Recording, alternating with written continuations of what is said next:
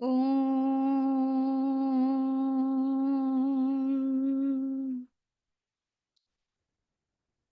ఓం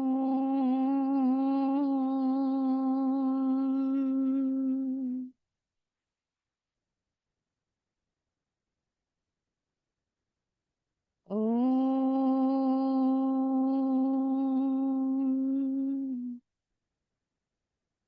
ఓం సహనా భవతు సహనౌ భునక్తు సహ వీర్యం కరవావహై తేజస్వినావధీతమస్తు మా విద్విషావహై ఓం శాంతి శాంతి శాంతి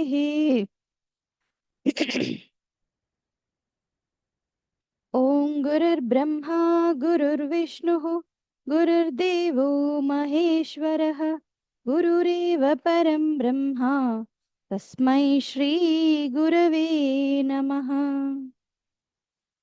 ఓం పార్థాయ ప్రతిబోధితాం భగవతా నారాయణేన స్వయం వ్యాసేన గ్రథితాం పురాణమునినా मध्ये महाभारतम् अद्वैतामृतवर्षिणीं भगवतीम् अष्टादशाध्यायिनीम् अम्भ त्वामनुसन्दधामि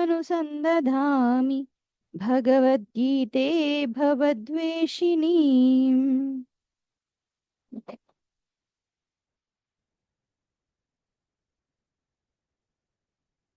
పదో అధ్యాయం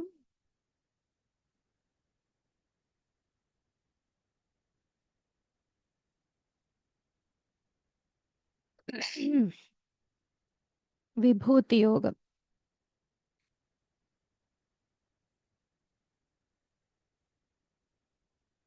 రుద్రాణాం శంకరశ్చాస్మి रुद्राणां शङ्करश्चास्मि విత్తేషో యక్షరక్షసాం वित्तेषो यक्षरक्षसां వసూనాం పావకశ్చాస్మి वसूनां पावकश्चास्मि మేరుషికరిణామహం मेरुशिखरिणामहम् పురోధసాం చ ముఖ్యం మాం पुरोदसां च मुख्यं माम् విద్ధి పార్థ బృహస్పతిం विद्धि पार्थ बृहस्पतिम् సేనానీనామహం స్కందః सेनानीनामहं स्कन्दः సరసామస్మి సాగరః सरसामस्मि सागरः మహర్షీణాం భృగురహం महर्षीणां भृगुरहम् గిరామస్మ్యేకమక్షరం गिरामस्म्येकमक्षरम् యజ్ఞానాం జపయజ్ఞోస్మి यज्ञानां जपयज्ञोऽस्मि స్థావరాణాం హిమాలయః स्थावराणां हिमालयः అశ్వత్థः సర్వవృక్షాణాం अश्वत्थः सर्ववृक्षाणां దేవర్షీణాం చ నారదః देवर्षीणां च नारदः గంధర్వాణాం చిత్రరథః गन्धर्वाणां चित्ररथः సిద్ధానాం కపిలో మునిః सिद्धानां कपिलो मुनिः రైట్. ఇక్కడ వరకు చూసాం నిన్న. ఏమంటున్నారు అంటే ఒక్కొక్క కేటగిరీలో ఆ విభూతి ఏంటో ఆ దాన్ని పట్టుకొని మనం ఎట్లా ధ్యానించాలి, ఏ విధంగా సాధన ముందుకి ఆలోచన విధానాన్ని టర్న్ చేసుకొని ముందుకెళ్ళాలి అనేది చెప్తున్నారు. ఓకే. 23 వరకు అయిపోయింది. ఓకే. రుద్రుల్లో శంకరుణ్ణి, యక్షరాక్షసుల్లో కుబేరుణ్ణి, ఆ వసువుల్లో పావకుణ్ణి, శిఖరాలలో మేరుని అయిపోయింది. ఓకే. దెన్ ఇప్పుడు పురోధసాంచ ముఖ్యం మాం విద్ధి పార్థ బృహస్పతిం, ఇది కూడా చూసాం నిన్న. అన్ని పురోహితులు, పురోధసం అంటే పురోహితుల్లో నేను బృహస్పతిని. ఎందుకు పురోహితం అంటే ముందుండి మనకి మంచి చెప్పేది, మన హితాన్ని కోరుకునేది. మన లైఫ్లో, మన జీవితంలో బుద్ధి ముందుండాలి. సో బుద్ధిని అనుసరిస్తూ మనం జీవించగలగాలి. బుద్ధిలో విచక్షణ జ్ఞానం ఉంటుంది.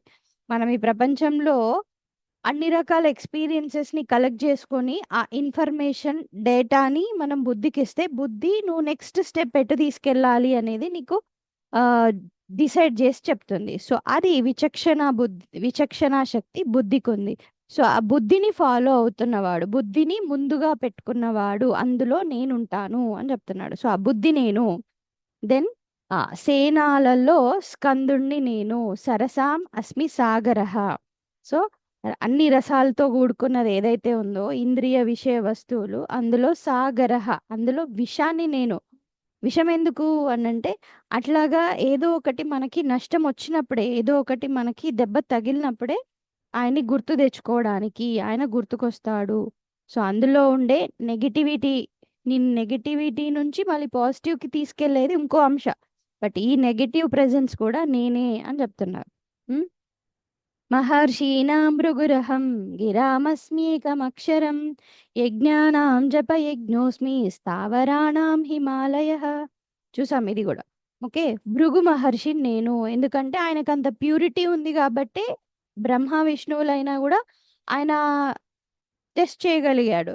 సో లోపల అంత ట్రాన్స్పరెంట్ ఉంది, అంత క్వాలిటీ మైండ్ ఉంది కాబట్టి ఆయన వాళ్ళని కూడా చెక్ చేశాడు. కాబట్టి ఆ భృగు మహర్షి నేను. అంతేకాదు, నిశ్శబ్దానికి దగ్గరగా ఆయన ఫస్ట్ వచ్చిన శబ్దమైన ఏక అక్షరం ఏదైతే ఉందో, ఓంకారం, ప్రణవం, అది నేను. అండ్ యజ్ఞాలలో జప యజ్ఞాన్ని నేను. సో జప యజ్ఞం చేస్తున్నాము అని అంటే ఎవరి చుట్టుపక్కల వాళ్ళ హెల్ప్ అవసరం లేదు, దానికి ఏం మెటీరియల్స్ అవసరం లేదు, ఏదో అరేంజ్మెంట్స్ ఇవన్నీ ఏం అవసరం లేదు. ఎవరిది వాళ్ళు వాళ్ళ మనస్సుని నిగ్రహించుకొని ఏకాగ్రత పెంచుకోవడానికి చేసేది జపం. ఓకే, దెన్ స్థావరాణం హిమాలయ. ఓకే, సో ఇది కూడా నిన్న చూసాము. ఏంటి హిమ అంటే, ఏదైతే హినోతి అనే వ్యుత్పత్తి అంటున్నారు. ఏంటి, తొందర పెట్టేది. స్థావరాణం చలనం లేకుండా ఉండే వాట్లలో తొందర పెట్టే తత్వం ఏదైతే ఉందో అది నేను. రైట్, 26 ఇప్పుడు. ఓకే, అశ్వత్థ సర్వవృక్షాణం దేవర్షీణాం చ నారదః గంధర్వాణాం చిత్రరథః సిద్ధానాం కపిలో మునిః. వృక్షాణం, అన్ని వృక్షాలలో అశ్వత్థ చెట్టు అంటున్నాడు. అశ్వత్థ చెట్టు రావి చెట్టు. మళ్ళీ మనకి ఈ అశ్వత్థ కాన్సెప్ట్ 15 చాప్టర్లో కూడా వస్తుంది. ఆల్రెడీ చూసాం 15 చాప్టర్. చూసామా? 15 చాప్టర్లో కూడా వస్తుంది. సో అది అశ్వత్థం అని అంటున్నారు. ఈ వృక్షాలన్నిట్లో నేను రావి చెట్టుని. దెన్ దేవర్షులలో నారదుణ్ణి, గంధర్వులలో చిత్రరథుణ్ణి, సిద్ధులు ఎవరైతే ఉన్నారో అందులో కపిల మహర్షిని. మొత్తం విభూతి యోగం అయిపోయిన తర్వాత కేటగిరీస్ నేను చెప్తూ ఉంటా, మీరు అందులో భగవంతుడు ఏం చెప్పాడో చెప్పాలి. ఓకే, ఎవరిని నేను, ఎందుకు అదే అయ్యున్నాను అనేది. సో జనరల్ గా వృక్షం అంటే ఏంటి? చెట్టు మాతాజీ. వృక్షంకి వ్యుత్పత్తి వృశ్చనాత్ వృక్ష. వృశ్చనాత్ అంటే కొట్టివేయబడేది, కట్ చేయడానికి వీలయ్యేది, కట్ చేసేది. సో వృశ్చనాత్ వృక్ష. సో ఏమైనా సరే మనం జీవితంలో కట్ చేయాలి అని అనుకుంటే ఏం కట్ చేయాలి అంటే అశ్వత్థ. అశ్వత్థ, శ్వ అంటే శ్వ శ్వ శ్వ సంస్కృతంలో శ్వ అంటే రేపు. ఓకే, అశ్వ అంటే రేపు లేనిది, ఫ్యూచర్. శ్వ ఫ్యూచర్, అశ్వ లేనిది, ఫ్యూచర్ లేనిది. సో ఏది రేపు లేనిది ఏదైతే ఉందో థ. అశ్వత్థలో థ అంటే నిలబడింది. ఓకే, ఉంది. రేపు లేని దాని మీద ఏదైతే నిలబడిందో అది అని అంటున్నారు. ఫ్యూచర్ లేని దాని మీద ఏదైతే ఉంటుందో దాన్ని పృష్ఠనాత్ వృక్ష తీసేయాలి. ఏంటది? ప్రపంచం. ప్రపంచం మనం ఆలోచిస్తే నిజమా? కాదు. కాదా? కాదు అని అనాలంటే ధైర్యం రావట్లేదు. ఎందుకంటే రోజు ఏదో ఒక ప్రాబ్లం వచ్చి పడుతుంది. రోజు ఎవరితోటో ఇష్యూ వస్తుంది. రోజు ఏదో ఒకటి జరుగుతూనే ఉంది. కదులుతూనే ఉంది. జరుగుతూనే ఉంది. ఏదో ఒకటి మనకు నచ్చింది, నచ్చంది, సంతోషపెట్టేది, బాధ పెట్టేది, అన్ని రకరకాల ద్వంద్వాలు తెలుస్తూనే ఉన్నాయి ప్రపంచం. ఓ అన్ని తెలుస్తున్నాయి కదా, మరి నిజమా? నిజంగా నిజమయ్యేది ఉంటే ఏదైనా సరే మనకి కంప్లీట్ గా శాశ్వతంగా ఇవ్వాలి. అశాశ్వతమే అది. సో రేపు లేనిది అంటే ఫ్యూచర్ లేనిది ఏదైతే ఉందో, రేపు లేనిది అంటే నిజం కానిది, అస్తిత్వం లేనిది నిలుచుందో అది ప్రపంచం. సో దాన్ని మన ఆ, అసంగ శస్త్రంతో కొట్టేయాలి. ఆర్ 15 చాప్టర్ లో కంటిన్యూ అవుతుంది. ఓకే. సో మన జ్ఞానంతో, వైరాగ్య భావంతో దాన్ని, ప్రపంచాన్ని తొలగించాలి, నరికేయాలి. సో ఆ విషయాన్ని ఇక్కడ గుర్తు చేస్తున్నారు. అశ్వత్థ సర్వ వృక్షాణం అంటే ఓకే, రావి చెట్టు చాలా ఫేమస్, చాలా ఎత్తుగుంటుంది, చాలా రోజులు ఉంటుంది. కానీ అదెందుకు? ఎందుకంటే రేపు లేని దాని మీద నిలబడి ఉంది. అదేంటి? ప్రపంచం. ఈ ప్రపంచాన్ని కట్ చేయాలి. ఆ ప్రాసెస్ ని ఇక్కడ చెప్తూ ఉన్నారనమాట. సో అది వృక్షాణం అంటే వృక్షాలలో అశ్వత్థాన్ని అని. దేవర్షీణాం చ నారద. దేవర్షి.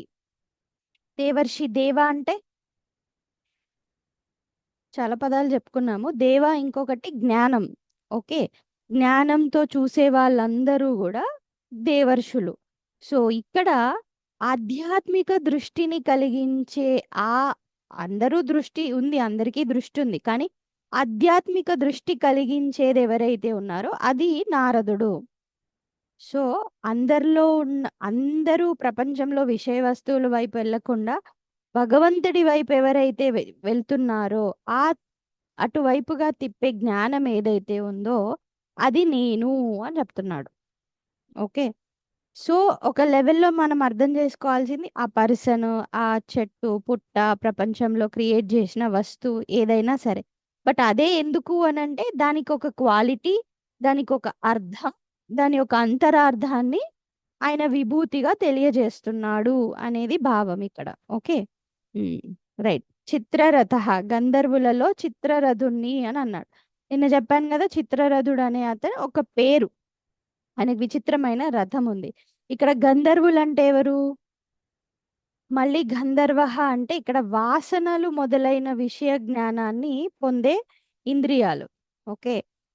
బయట వాసనలు ఏమైతే ఉన్నాయో వాటిని పొందే ఈ ఇంద్రియాలు ఏం చేస్తాయి అంటే పరిగెత్తుతూ ఉంటాయి. రథ్ అంటే పరిగెత్తడం. చాలా ఫాస్ట్ గా విషయ ప్రపంచంలోకి వెళ్ళి ఆ విషయ ప్రపంచంలో ఉన్న సం ఏమంటారు విషయ జ్ఞానాన్ని స్వీకరించి అక్కడే అతుక్కుపోతూ ఉంటాయి. ఈ కైండ్ ఆఫ్ ప్రాసెస్ కూడా భగవంతుడే, నేనే అని చెప్తున్నాడు. సిద్ధానాం కపిలో ముని. అనేక మంది సిద్ధులు ఉన్నారు, అందులో కపిల మహర్షి. సో కపిల మహర్షి స్టోరీ చాలా ఉంటుంది. Okay. So one of the story ఏంటి అని అంటే ఆ గంగాదేవి భూమి మీదకి వచ్చిన స్టోరీ తెలుసా మీ అందరికి? తెలుసు కదా. భగీరథుడు ప్రయత్నిస్తాడు గంగాదేవిని భూమి మీదకి తీసుకురావాలి అని చెప్పేసి. సో అంతకు ముందు గంగాదేవి లేదు మన భూమి మీద. సో గంగా ఎక్కడుంది? ఫస్ట్ విష్ణులోకంలో ఉంది.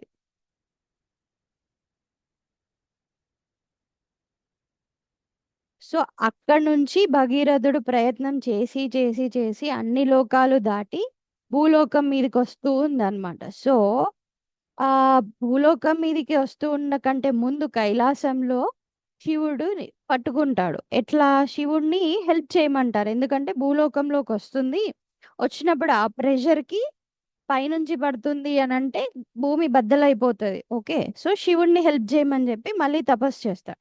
దెన్ మధ్యలో శివుడు ఆపి ఆ గంగాదేవిని తలపైన ఆపుకొని ఆయన ఒక్క జటాజూటంలో ఒక్కటి వదిలేస్తాడు, ఒక్క పాయ వదిలేస్తే అందులో నుంచి మళ్ళీ గంగాదేవి అక్కడ నుంచి భూమి మీదకి రావడం జరుగుతుంది. సో గంగోత్రి ఏదైతే ఉందో గోముకు గంగా ఉద్భవించిన స్థానం. సో అక్కడ నుంచి గంగా ప్రయాణం అంతా మనకు తెలిసిందే. సో ఇదంతా ప్రాసెస్, జాగ్రఫికల్ ఏరియా మనకి ఇక్కడ నుంచి వచ్చి వచ్చి గంగాసాగర్లో కలుస్తుంది. అయితే ఆ ప్రాసెస్లో అసలు ఈ గంగా భూమికి రావడానికి కారణం ఏమై ఉంది? గంగా ఉద్భవించిన స్టోరీ అదంతా మనం ఇంకోసారి చూద్దాము. బట్ అంతకంటే ముందు ఈ సగర పుత్రులు ఉన్నారు. ఓకే, సగరుడికి 16,000 మంది పుత్రులు. అంతమంది ఎట్లొచ్చారు నన్ను అడగండి. 16,000 మంది కొడుకులు ఆయనకి. సో ఈ 16,000 మంది కొడుకులు వీళ్ళందరూ ఏం చేశారంటే, ఆ సగరుడు అశ్వమేధ యాగం చేస్తున్నాడు ఇంద్రుని పదవి కోసం. సో అశ్వమేధ యాగం ఏం చేస్తారు, వీళ్ళు గుర్రాన్ని వదిలేస్తారు కదా, అది ఎక్కడికి వెళ్తే అక్కడికి వెళ్ళి యుద్ధం చేస్తుంటారు. సో ఆ టైంలో ఆ ఈ వీళ్ళు ఏం చేస్తారు, ఆ ఇంద్రుడు ఏం చేస్తాడు, భయపడిపోతాడు, అమ్మో ఇప్పుడు ఇవన్నీ గెలిచేస్తే అయిపోయినట్టే అని చెప్పి ఆ గుర్రాన్ని వెళ్ళి దాచిపెడతాడు. ఓకే, ఈ పుత్రులని సగరుడు పంపిస్తాడు, వెళ్ళి వెతకండి అంటే వాళ్ళు మొత్తం వెళ్ళి వెతుకుతారు, ఎక్కడ దొరకదు. సో వాళ్ళు భూమి కిందికి కూడా వెళ్ళి వెతుకుతారనమాట. అక్కడ కింది లోకంలో అంటే కింద కపిల మహర్షి తపస్సు చేసుకుంటూ ఉంటాడు. ఆ ఇంద్రుడు అక్కడ వెళ్ళి కట్టేస్తాడు అవునే ఇక్కడికైతే ఎవరు రారని. సో వీళ్ళేమనుకుంటారు, ఓహో ఈయననే కపిల మహర్షి, ఈయనే ఆవుని తీసుకొచ్చే, సారీ ఆవు అంటున్నా, ఆ గుర్రాన్ని తీసుకొచ్చేసారు అని చెప్పి ఆ కపిల మహర్షి యొక్క తపస్సుని డిస్టర్బ్ చేస్తారు. కపిల మహర్షి జస్ట్ కళ్ళు తెరుస్తాడు అంతే, తపస్సులో ఉన్నాడు కదా, కళ్ళు తెరిస్తే ఆ క్రోధ అగ్నికి 16,000 మంది కొడుకులందరూ భస్మం అయిపోతారు. సో సిద్ధానాం కపిలో ముని, ఆ అలాంటి తపశ్శక్తి గల ముని ఎవరైతే ఉన్నారో అందులో కపిల ముని నేను అని చెప్తున్నాడు. సో దాని తర్వాత మళ్ళీ వాళ్ళు వెతుకుతారు, దొరకరు, అంతా తిరిగిన తర్వాత వాళ్ళకి అర్థమవుతుంది. సో మరి 16,000 మందిని పునీతం చెయ్యాలి అని అంటే అంత భస్మం ఉండలై కూర్చుంటారు అందరు అక్కడే. సో వాళ్ళని పునీతం చేయాలి అంటే పైనుంచి గంగ రావాలి అని అన్నప్పుడు భగీరథ ప్రయత్నం ద్వారా, భగీరథుడు ఎవరు, సగర వంశంలో ముని ముని ముని ముని మన్మడు అనమాట, తర్వాత పుడుతూ ఉన్నవాడు. సో అట్లాగా తపస్సు చేసి గంగాదేవిని భూమి మీదకి తీసుకొస్తారు. అది ఇంకో స్టోరీ. సో అట్లాగా కపిల ముని నేను అంటున్నాడు. అంతేకాదు మనకి సాంఖ్య శాస్త్రాన్ని అందించింది కూడా కపిల మహర్షి. హా, సో ఏ ప్రాసెస్లో అయినా సరే, ఏ ఫీల్డ్లో అయినా సరే మనం సాధించాలి అనే తపన ఉంది చూసారా, ఇది నాకు సిద్ధించాలి, ఇది ఇది నాకు ఏదో దాన్ని నేను రీచ్ అవ్వాలి అనే తాపన ఏదైతే ఉందో, ఆ ఇంటెన్సిటీ, ఆ ఎఫర్ట్ పెట్టే తత్వం, ఆ ఇంట్రెస్ట్ ఏదైతే ఉందో, ఆ సిద్ధం సు- ఆ సిద్ధత్వాన్ని నేను అంటున్నాడు. ఓకే, ఊరికనే పేర్లు పేర్లు అంతా కాకుండా మనం ఏదైనా సాధించాలి, ఏ రంగంలో ఏ ఫీల్డ్ అయినా ఏదైనా సాధించాలి అనే గుణం ఏదైతే ఉందో అది నేను.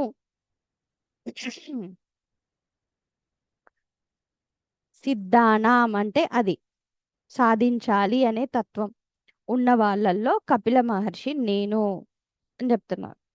రైట్, నెక్స్ట్ ఉచ్చైశ్రవసమశ్వానాం విద్ధి మామృతోద్భవం. ఉచ్చైశ్రవస్, ఆ ఏంటి ఉచ్చైశ్రవసం అనే అశ్వం వచ్చింది ఎప్పుడు, అమృత ఉద్భవం జరిగినప్పుడు ఆ ఉచ్చైశ్రవసం అనే ఒక ఆ గుర్రం వచ్చింది. ఓకే, సో అన్ని గుర్రాలలో ఉచ్చైశ్రవస్ని అంటే అది అమృతం వస్తున్నప్పుడు వచ్చింది కాబట్టి చాలా స్పెషల్. ఇంకొకటి ఏంటి అంటే ఉచ్చైశ్రవస్ అని అంటే ఉచ్చైహి అంటే హై, గొప్పవి. ఓకే, దెన్ శ్రవసం అంటే వినడం, గొప్ప విషయాలు వినాలి అనే ఆసక్తి గలవారు ఈ ప్రపంచంలో.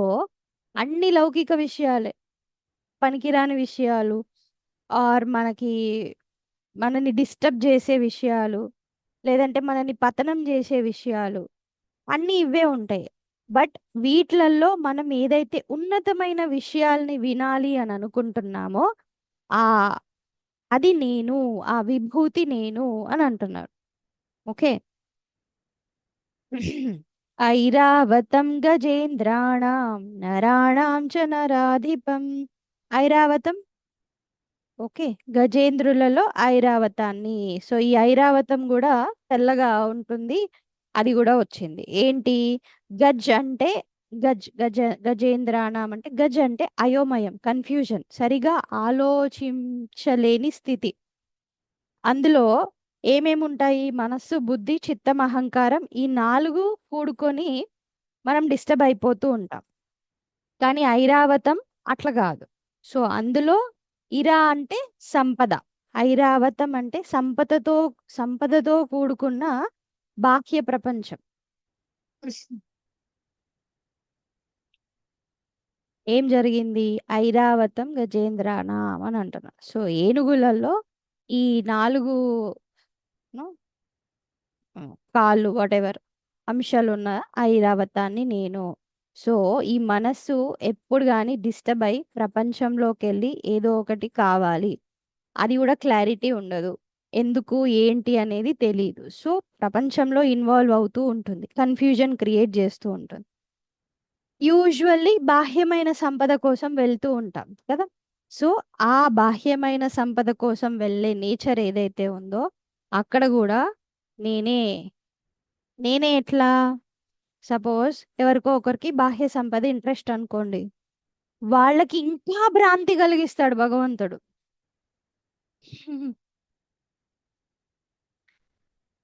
నువ్వు అటు సైడే వెళ్తా అంటే నీకు అటు సైడే ఇంకా డీవియేట్ చేస్తూ ఉంటాడు. ఆ డీవియేట్ చేసే ఆ భ్రాంతి శక్తి ఏదైతే ఉందో అది నేను అంటున్నాడు. అంటే ఇప్పుడు విభూతులు చెప్పేటప్పుడు అన్ని గుడ్ థింగ్సే చెప్తారని అనుకోకండి. భగవంతుడు అంతటా ఉన్నాడు, అన్నిట్లో ఉన్నాడు అని అన్నప్పుడు గుడ్లో బ్యాడ్లో అన్నిట్లలో ఉన్నాడు. బట్ బ్యాడ్ సాధకుడు ఎట్లా మలుచుకుంటున్నాడు అనేది మన రిసీవింగ్ నేచర్ని. గుడ్లో ఆల్రెడీ భగవంతుడు ఉన్నాడు అనేది మనకు అర్థమవుతుంది. బట్ ఈ చెడ్డవాన్లో చెడ్డతనం ఎలా ఉంది? నేనే పెట్టినా అని చెప్తున్నాడు. బట్ నీ సంస్కారాలు మార్చుకోవాలని కూడా అనుకోకపోతే సర్వనాశనం. నీకు ఆ సంస్కారం బుద్ధి రాకపోతే. బట్ నేను కాకుండా ఇంకెవరో ఒకరు వచ్చి అయితే తెచ్చిపెట్టలేదు, అది క్లారిటీ. ఓకే. సో చెడ్డవాళ్ళు ఎందుకు ఇలా ఉన్నారు, మంచి జనరల్గా ఒక క్వశ్చన్ వస్తుంది కదా అందరికి, ఎందుకండి ఇలా మంచి వాళ్ళని చెడ్డ వాళ్ళని అంత క్రియేట్ చేశాడు కానీ నువ్వు మార్చుకోకపోతే అలాగే ఉంటుంది. అంతా క్రియేట్ చేశాడు ఆయన్నే, ఇందులో ఒకటి ఇది ఒకటి అది అనేది ఏం లేదు. సో మానసిక స్థితి ఏదైతే సూక్ష్మ శరీరం, దాని వెనకాల కారణ శరీరం, వాసనలు ఉన్నాయో అవి మనం చేసుకున్నవి. ఓకే. సో ఒకవేళ నువ్వు చెడు వైపే వెళ్తా అంటే అటు కూడా నెగటివ్ సైడ్ భ్రాంతి కలగజేసే భ్రాంతి ఏదైతే ఉందో అది కూడా నా విభూతియే అని అంటున్నాడు. ఓకే. సో అలాంటి వాళ్ళ కోసం భగవంతుడు ప్రపంచంగానే కనబడతాడు. ఆకర్షించి వాళ్ళని కూడా నెగటివ్ దారిలోకి వేస్తాడు. మళ్ళీ కన్ఫ్యూజ్ అవ్వకండి, భగవంతుడు వేసిన తర్వాత ఇంకా మనదేం లేదు కదా అని చెప్పేసి. ఆ నేచర్ కూడా నేనే అంటున్నాడు. నేను చెడ్డదాన్ని అయిపోయి చెడ్డ మార్గంలోకి వెళ్తుంటే దీనికి కారణం నేనే అయినా ఆ నేచర్ కూడా భగవంతుడిదే, మళ్ళా వేరే ఇంకొకరిదేం కాదు. మంచిలో మంచిని చెడులో చెడుని నేనే అన్నట్టు. మంచిలో మంచిని మాత్రమే నేను, చెడులో చెడు నాకు తెలీదు మీకు ఎట్లొచ్చిందో అని అనట్లేదు భగవంతుడు. ఓకే. అది కన్ఫ్యూజన్ ఏం లేదుగా. నెక్స్ట్ శ్లోక్. నరాణం చ నరాధిపం అదొకటి ఉంది కదా. సో ఆ మనుషులు ఎవరైతే ఉన్నారో అందులో ఆ రాజుని అని అంటే ఇక్కడ లీడర్షిప్ క్వాలిటీస్. ఓకే. అందరూ ప్రజలే కానీ అందరినీ బాగా చూసుకోవాలి అనుకునే ఒక నేచర్ ఏదైతే ఉందో ఆ లీడర్షిప్ క్వాలిటీ ఏదైతే ఉందో అది నేను రాజుని అని చెప్తాను. 28.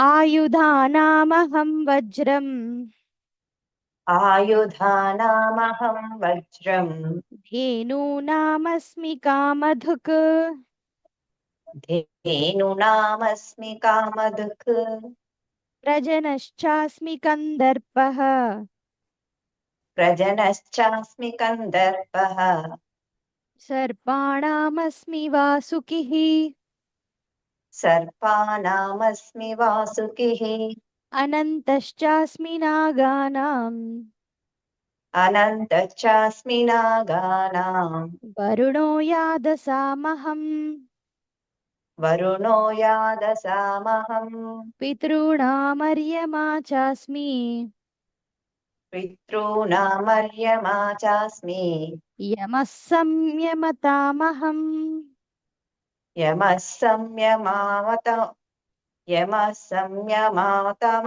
మతామహం యమः సంయమతామహం యమः సంయమతామహం. మళ్ళీ ఇంకో రెండు చెప్తున్నా. ఆయుధానాం అహం వజ్రం, ఆయుధాలు ఉన్నాయి కదా, వెపన్స్, అవిట్లో నేను వజ్రాయుధాన్ని. ధేనూనాం అస్మి కామధుక్, సో ధేనువులు ఆవులు ఏవైతే ఉన్నాయో అందులో కామధేనువుని నేను. ప్రజనశ్చాస్మి కందర్పః, అంటే పుట్టించేవి ఏవైతే ఉన్నాయో ప్రజన పుట్టించేది, అందులో కందర్పుణ్ణి అంటే మన్మధుడు. సర్పానామస్మి వాసుకిః, సర్పాలు డేంజరసే కదా, అన్నిట్లో ఉన్నాడు ఆయన్నే, డేంజర్ లో కూడా ఉన్నాడు ఆయన్నే. సో సర్పాలలో ఉన్నది కూడా నేనే, అందులో వాసుకిని నేను అంటున్నాడు. సో వజ్రాయుధం స్టోరీ అందరికీ తెలుసు కదా, ఇంద్రుని చేతిలో ఉంటుంది వజ్రాయుధం. వజ్రాయుధం ఏ మహర్షి నుంచి స్వీకరించారు గుర్తుందా? దదీచి. ఓకే, దదీచి మహర్షి యొక్క వెన్నపూసని తీసుకొని దాన్ని తయారు చేసి వజ్రాయుధంగా క్రియేట్ చేశాడు ఇంద్రుడు. ఈ వజ్రాయుధం భయంకరమైన రాక్షసులందరినీ కూడా చంపింది. ఓకే, ఒక స్టోరీలో ఒక త్వష్ట అనే ఒక రాక్షసుడు ఉంటాడనమాట. సో ఈ త్వష్ట అనే వాడు, అంత ముందు చాలా స్టోరీ జరుగుతుంది. ఇంద్రుడు బృహస్పతికి బృహస్పతి దేవతల గురు బృహస్పతి కదా, సో ఈ బృహస్పతికి ఒకసారి రెస్పెక్ట్ ఇవ్వడనమాట. అట్లా ఇంద్రలోకంలోకి నడుస్తూ ఉంటే, ఆయన వస్తూ ఉంటే అందరు నిల్చుంటారు కానీ ఈయన బాగా పొగరుతోటి ఒకసారి రెస్పెక్ట్ ఇవ్వడు. సో దాని తర్వాత ఇట్లాగా డిస్రెస్పెక్ట్ చేశాడు అని చెప్పేసి చాలా స్టోరీ జరుగుతుంది. సో ఇంద్రుడు ఇట్లా చేస్తాడా, ఇట్లా తప్పు కదా అని చెప్పి ఇంద్రుణ్ణి వధిద్దాము అని చెప్పేసి ఒక రాక్షసుణ్ణి పుట్టించాలని అనుకుంటాడు ఈ త్వష్ట. సో యజ్ఞం చేస్తాడనమాట. ఏమని అంటే, ఈ యజ్ఞంలో నుంచి ఎవరైతే పుడతారో వాడు ఇంద్రుణ్ణి చంపాలి అని చెప్పి. సో మనోళ్ళు సరిగ్గా చెయ్యరు, ఏదో ఒకటి మిస్టేక్ చేస్తూ ఉంటారు. సో మంత్రం చదివేటప్పుడు ఇంద్రుణ్ణి చంపేవాడు పుట్టాలి అని చెప్పక ఇంద్రుడి చేత చచ్చిపోయేవాడు పుట్టాలి అని తప్పుగా చదవడం జరుగుతుంది. సో అందులో నుంచి పుట్టినవాడు వృత్రాసురుడు అనమాట. సో ఈ వృత్రాసుడు పుడతాడు, ఆ వజ్రాయుధం తోటి ఇంద్రుని చేతికి చస్తాడు. సో ఇది ఏదైతే ఉందో వజ్రాయుధం ఆ భయంకరమైన రాక్షసుల్ని కూడా చంపగలిగింది. వర్జయతి ఇది వజ్రాయుధం. సో భయంకరమైన రాక్షసుల్ని చంపడంతో పాటు ఏది వదిలేయాలి, ఏది మనం పట్టుకోవాలి, ఏది వదిలేయాలి అనుకొని ఆలోచించే శక్తి గలది, అది నేను అని చెప్తున్నాడు. సో విచక్షణ చేసి ఆలోచించి మన నిజమైన శత్రువులను చంపగలగాలి. మన జీవితంలో మన నిజమైన శత్రువు ఏంటి? మన మనస్సు మాట వినట్లేదా? మన లోపల ఉన్న కామక్రోధాల, అతిగా ఆలోచించే విషయ ప్రపంచం వైపుకు వెళ్ళే మనస్సా?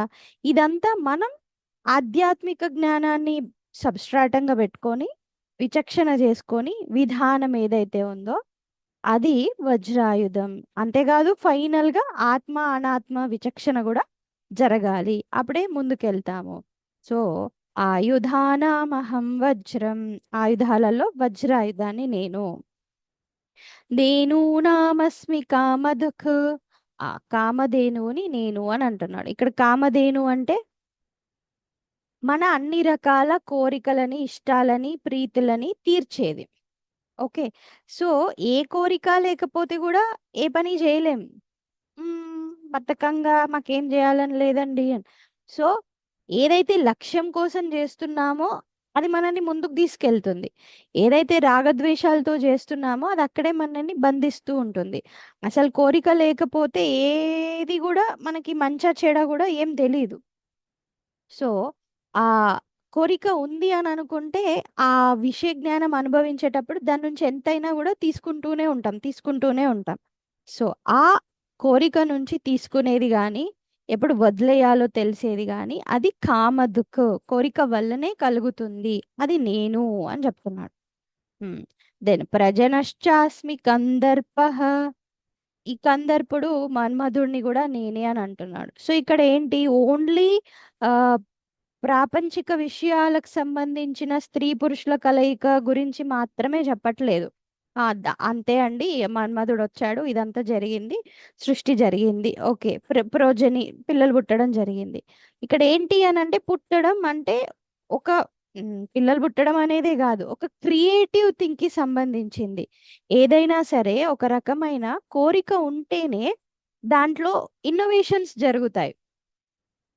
నేను పలానా సైంటిస్ట్‌ని కావాలి అని అనుకున్నప్పుడే, ఆ కోరిక తీవ్రంగా ఉన్నప్పుడే, ఆ సైంటిస్ట్ వాడేదో కనిపెట్టగలుగుతాడు. పిల్లల్ని కనిపెట్టడం గాదు. ఐడియాస్‌ని కనిపెట్టడం, వస్తువుల్ని కనిపెట్టడం, దానికి సంబంధించిన టెక్నాలజీని కనిపెట్టడం. Creative thoughts or creative inventions ఏమైతే ఉన్నాయో, ఆ క్రియేటివిటీ కొత్త సృష్టి రావడానికి కారణం గూడా ఉన్న కారణమైన ఆ మన్మధుడు ఏదైతే ఉందో, అది గూడా నేనే అని చెప్తున్నాడు. ఇప్పుడు బేసికల్‌గా ఒక వెర్షన్‌లో ఇవన్నీ నేను ఇక్కడిక్కడ ఉన్నాను అని అనడంతో పాటు, మనం ఇంకా గూడా ఏం ఆలోచించుకోవాలి, భగవంతుడు డిఫరెంట్ ఇన్‌ఫ్రాస్ట్రక్చర్‌లో ఒక్కొక్క హెడ్ ఆఫ్ ద డిపార్ట్‌మెంట్స్‌ని పెట్టున్నాడు. మేనేజర్ ఉంటాడు, సీఈఓ ఉంటాడు. వాడెళ్ళి అన్ని పనులు చెయ్యడు. ఒక్కొక్క బ్రాంచ్‌కి, ఒక్కొక్క డిపార్ట్‌మెంట్‌కి ఒక్కొక్క ఇన్‌చార్జ్‌ని బెట్టుంటాడు. ఫీల్డ్ వర్క్‌ని బెట్టుంటాడు. వాడు మళ్ళీ సబ్ హెడ్‌ని బెట్టుంటాడు. వాడు మళ్ళీ సబ్ హెడ్‌ని బెట్టుంటాడు. క్లీనింగ్ డిపార్ట్‌మెంట్స్‌కి గూడా ఒకరు హెడ్ ఉంటారు. అంత మాత్రాన ఏంటండి అంత పెద్ద కంపెనీలో క్లీనింగా?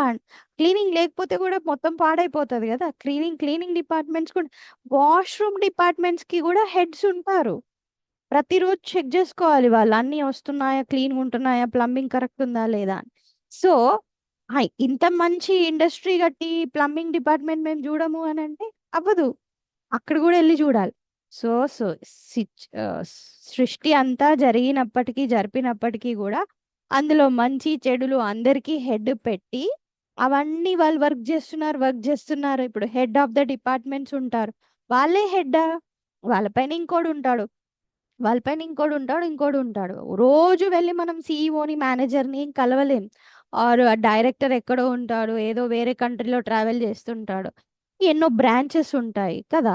సో, మనం పర్టిక్యులర్ బ్రాంచ్‌లో పర్టిక్యులర్ లోకల్ హెడ్‌ని చూసి వీడే అంతా సర్వస్వం వీడే అనుకుంటామా? అనుకుంటే మనదే పిచ్చి. ఇప్పుడు అట్లానే అనుకుంటున్నాం ప్రపంచంలో.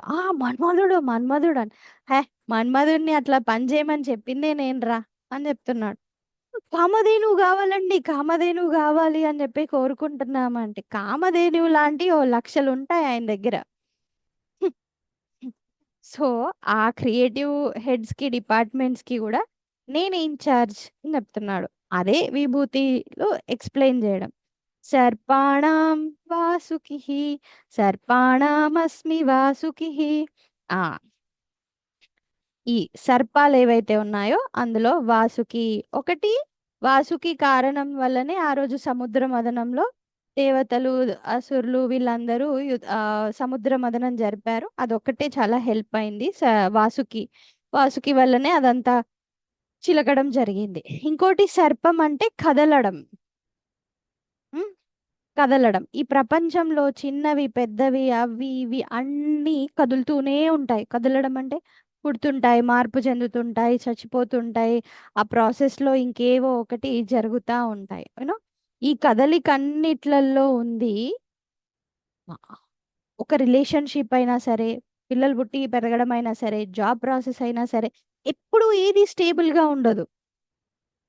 High ups and downs, lows and highs వస్తూనే ఉంటాయి. ఈ ముసుగులో ఉంది కూడా నేనే.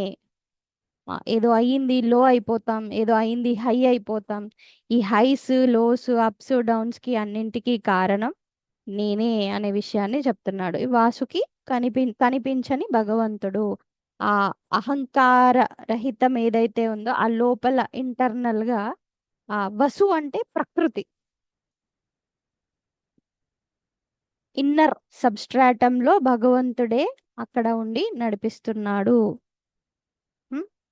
అట్లా ఒక్కొక్కటి ఒక్కొక్కటి చెప్తా ఉన్నారు. నాకు వీలైనంత వరకు నేను చెప్తున్నా. వీటన్నింటికి చాలా చాలా మీనింగ్స్ ఉంటాయి. ఒక పదం తీసుకొని చాలా రెండు మూడు రకాలుగా చెప్పుకోవచ్చు. స్టోరీకి వెళ్ళొచ్చు, పురాణాలలో చెప్పిన స్టోరీకి వెళ్ళొచ్చు. లేదు అంటే మామూలుగా వర్డ్ మీనింగ్ తీసుకొని, వర్డ్లో ఉన్న అంతరార్థం తీసుకొని కొత్త ఇన్వెన్షన్ చేయొచ్చు. కమెంట్రీస్ కూడా చాలా ఉంటాయి 10th విభూతి యోగం మీద. ఓకే. సర్పాణమస్మి వాసుకి.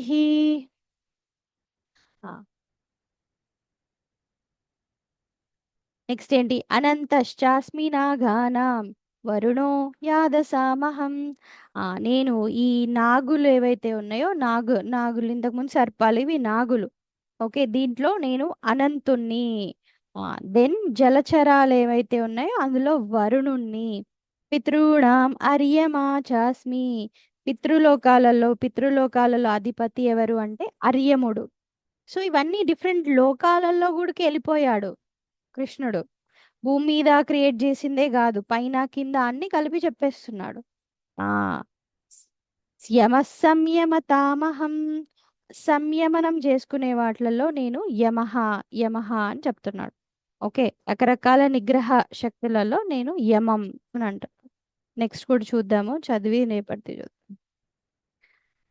ప్రహ్లాదశ్చాస్మి దైత్యానాం చాస్మి దైత్యానాం కాలః కలయతామహం కాలః కలయతామహం మృగాణాం చ మృగేంద్రోహం మృగాణాం చ మృగేంద్రోహం వైనతేయశ్చ పక్షిణాం. వైనతేయశ్చ పక్షిణాం. ఇప్పుడు దైత్యులు ఎవరైతే ఉన్నారో, దితిపుత్రుల వంశం ఉంది కదా, అందులో దైత్యులలో ప్రహ్లాదుణ్ణి, అంతేకాదు కలయతాం అందులో కాలహ, కాలుణ్ణి నేను. ఓకే. దెన్ మృగేంద్రం, మృగాణం అంటే అన్ని రకాల మృగాలలో మృగేంద్రుడు సింహం. ఓకే. వైనతేయశ్చ పక్షిణాం అన్ని పక్షులలో వైనతేయుణ్ణి, గరుత్మంతుణ్ణి అని చెప్తున్నారు. మళ్ళీ చూడండి, వీటన్నింటికి కూడా పురాణ స్టోరీస్ ఉంటాయి. ప్రహ్లాదుని స్టోరీ ఉంటుంది, గరుత్మంతుని స్టోరీ ఉంటుంది. సో ఒక్కొక్కటి ఒక్కొక్కటి పురాణాలలోనే, అన్ని మహాభారతంలో కొన్ని, రామాయణంలో కొన్ని, వాటి యొక్క బ్యాక్గ్రౌండ్ వస్తూ ఉంటుంది. ఓకే. సో అవి కూడా మనం అక్కడ అవి చదివినప్పుడు కూడా ఈ ఇన్నర్ వేదాంతిక్ మీనింగ్ తోటే చదవగలగాలి. లేదంటే పురాణాలన్నీ ఊరికే చదివితే కూడా కన్ఫ్యూజ్ అయిపోతాయి. హ్మ్? వీలైనన్ని చూద్దాం. ఓకే, రేపటి క్లాస్లో. ఓం శాంతి శాంతి శాంతి. హరి ఓం శ్రీ గురుభ్యో నమ. హరి ఓం.